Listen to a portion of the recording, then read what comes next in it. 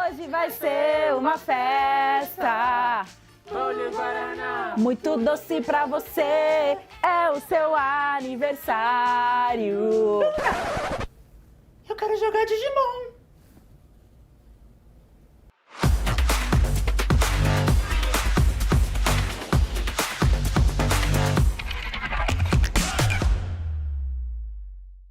Saudações para você que tá aí do outro lado da tela. Tá no ar o Game Shark, o seu programa diário de jogos aqui na Loading.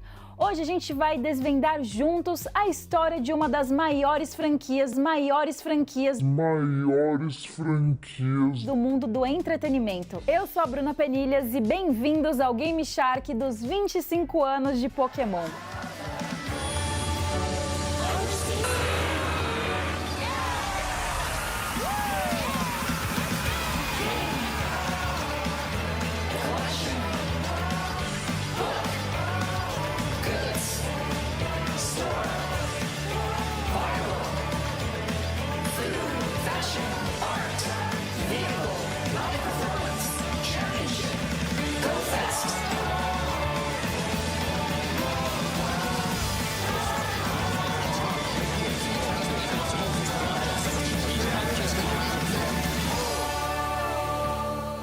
Pokémon é a franquia mais lucrativa do mundo dos videogames. São 360 milhões de cópias de jogos vendidas entre os mais de 75 games da série principal e spin-offs. Quem conheceu a franquia já com esse tamanho, talvez nem desconfie que a ideia de Pokémon nasceu da cabeça de um jovem morador dos subúrbios de Tóquio na década de 70. Satoshi Tajiri colecionava e catalogava insetos que descobria nas ruas da vizinhança.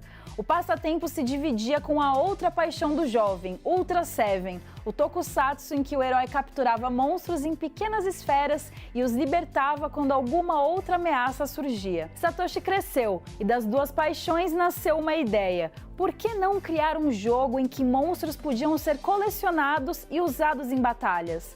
O esboço já tinha até um destino certo, o Game Boy da Nintendo. Isso porque, pouco tempo após fundar seu estúdio de desenvolvimento de jogos, a Game Freak, Satoshi viu dois Game Boys conectados por um cabo Game Link e imaginou o acessório como uma ponte para a troca dos monstros colecionáveis do seu jogo. Foi assim que, em 1990, a Game Freak começou o desenvolvimento de um projeto que mudaria para sempre a história do estúdio. O protótipo foi chamado de Capsule Monsters e, pasmem, quase foi negado pela Nintendo.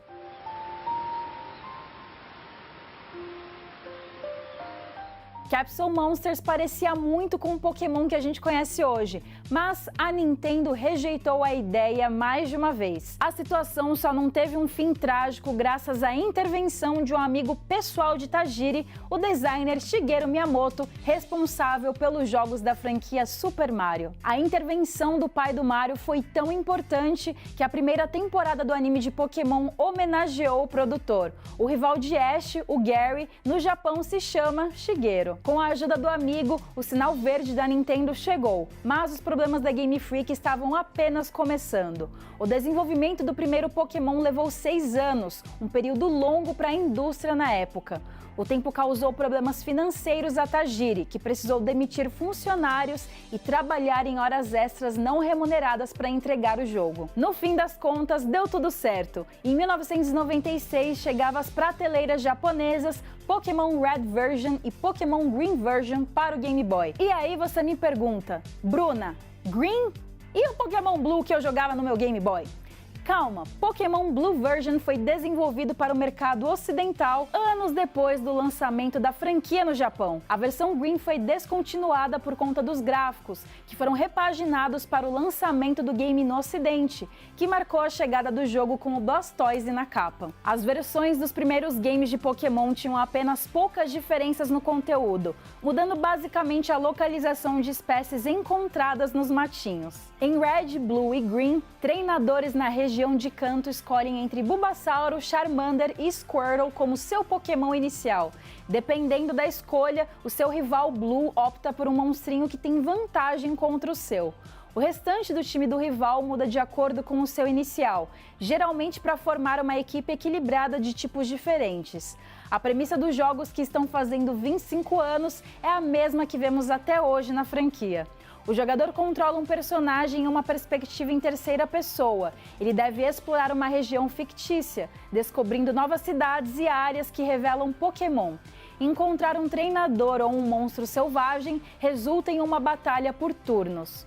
A simplicidade do gameplay, aliada à originalidade, fizeram do primeiro Pokémon um sucesso absoluto. A prova disso é que em 2009, Red, Blue e Green apareceram no livro dos recordes como o título de RPG mais vendido de todos os tempos. Tanto sucesso contribuiu para o surgimento de lendas e mitos em volta do Pokémon original. A mais famosa delas envolve a cidade de Lavender Town e a sua trilha sonora. Existem relatos sobre fenômenos estranhos narrados por jogadores que passaram muito tempo na cidade, conhecida por abrigar o cemitério de Kanto e os fantasmas desse mundo. De acordo com a lenda, as batidas da música em tom alto causavam enjoos a crianças. O fenômeno até ganhou um apelido, a Maldição de Lavender Town, mas não passa de uma conversa de internet. Só que não dá para negar que essa é uma das músicas mais sinistras de um videogame, né?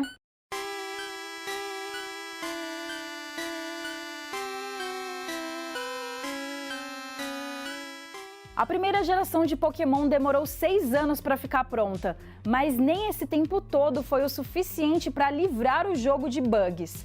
Um exemplo é a Glitch City, que faz com que os jogos Red e Blue criem uma nova cidade do zero, cheia de falhas. O bug foi descoberto pouco tempo depois do lançamento do game e acontecia com o jogador que estava dentro da zona de safari.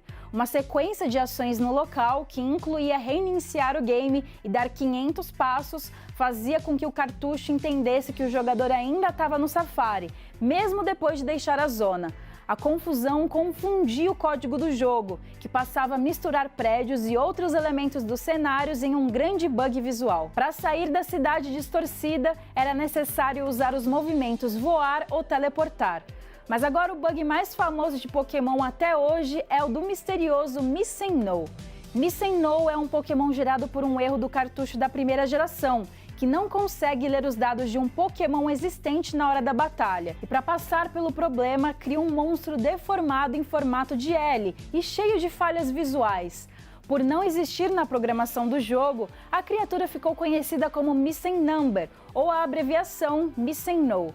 O nome em bom português significa número faltante e é exatamente a representação de um Pokémon que não existe. Apesar de muitos fãs tratarem Missing-No como um Pokémon a mais, a Nintendo já declarou que o misterioso monstro se trata realmente de um glitch. Até é possível capturar o Missing-No, só que isso pode prejudicar bastante o seu jogo.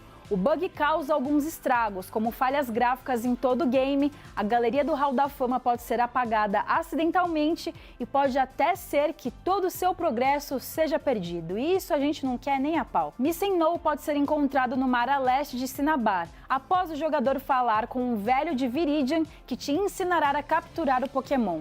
Ao capturar o bug do jogo, jogadores ganharão um bônus na sua lista de itens, já que a quantidade do 6º item alocado na mochila aumenta para 128 unidades.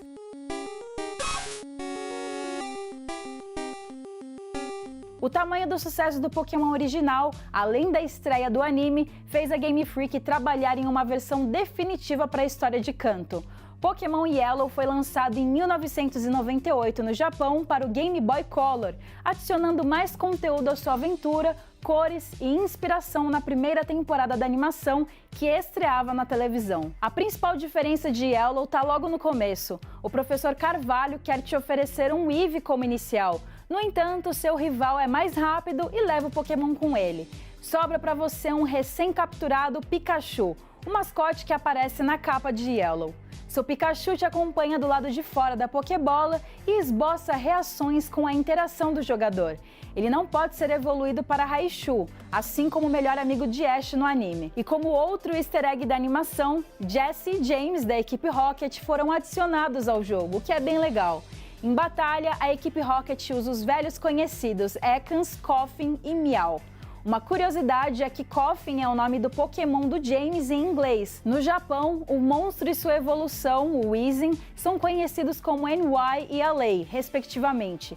As siglas representam Nova York e Los Angeles, duas das cidades mais poluídas do planeta. Fica aí essa homenagem meio às avessas. E para quem vê o Pikachu brilhando em Yellow, mal pode imaginar que ele não era o mascote imaginado para a adaptação do anime e podia nem ter estampado a capa do jogo. Foi Clefairy, o Pokémon rosa, que foi originalmente escolhido para ser o monstrinho inicial de Ash no anime.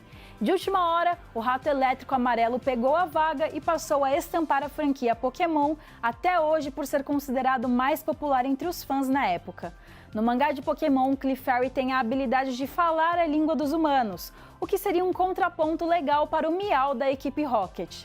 Kanto é tão marcante para Pokémon que já foi readaptada e reapresentada em diferentes ocasiões. Além de Yellow, o game original foi revisitado nos remakes Fire Red e Leaf Green para Game Boy Advance em 2004 e nos games de Nintendo Switch Pokémon Let's Go Pikachu e Let's Go Eevee de 2018. Com o sucesso de Red, Blue e Green, Pokémon ganhou uma sequência direta em 1999. Os títulos Gold e Silver chegaram para o Game Boy Color. A segunda geração vendeu mais de 23 milhões de cópias ao redor do mundo, se tornando o segundo game mais vendido da franquia. Gold e Silver tem uma história inédita, além de novos protagonistas, um professor novo e um rival novo também, mas não esquece de Kanto. É possível visitar a região após terminar a campanha e até enfrentar o Red, o primeiro protagonista. Além de introduzir 100 novos monstrinhos, Gold e Silver permite que o jogador escolha o gênero do seu personagem.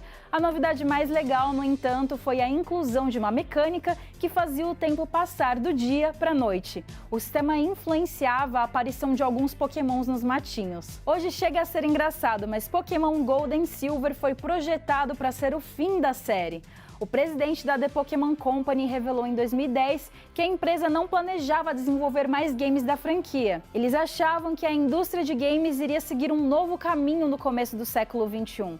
A ideia não foi pra frente, obviamente, e Gold e Silver ganhou uma versão definitiva. Pokémon Crystal foi lançado em 2000, seguindo o que fez Pokémon Yellow com as versões Red, Blue e Green.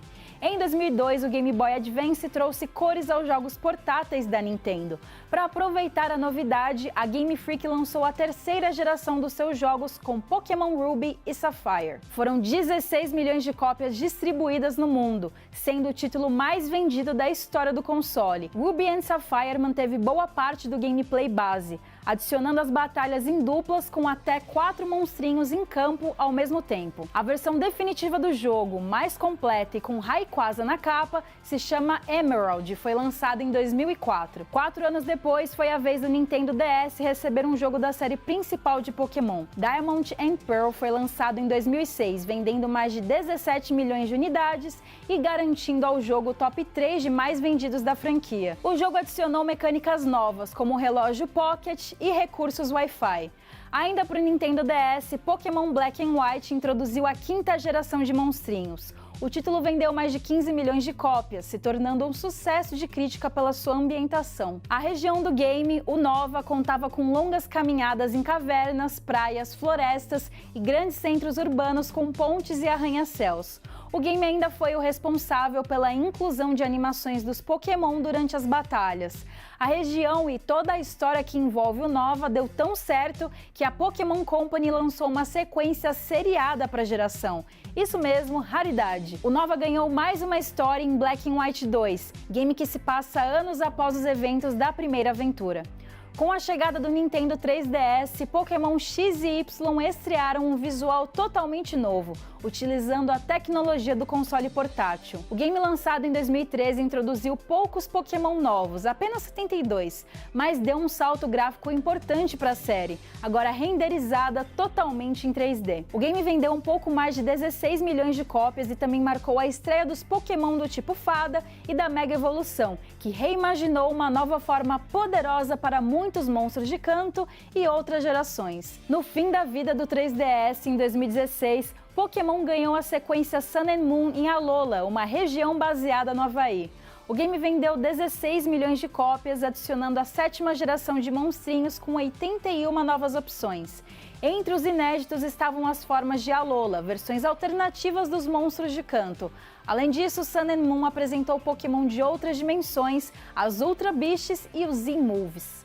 Esses 3 últimos títulos marcaram a estreia de Pokémon desenvolvidos por um designer ocidental. O britânico James Turner se tornou o primeiro ocidental a criar um Pokémon.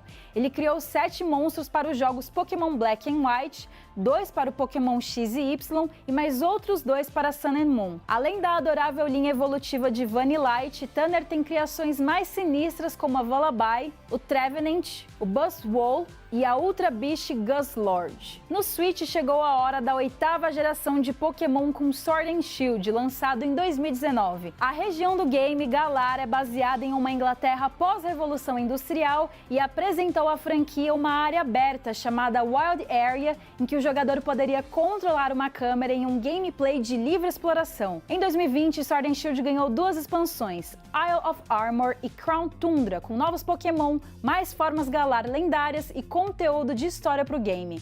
O Game Shark de Pokémon volta já já. Fica por aí com a gente porque ainda tem muito mais para falar dessa franquia tão amada.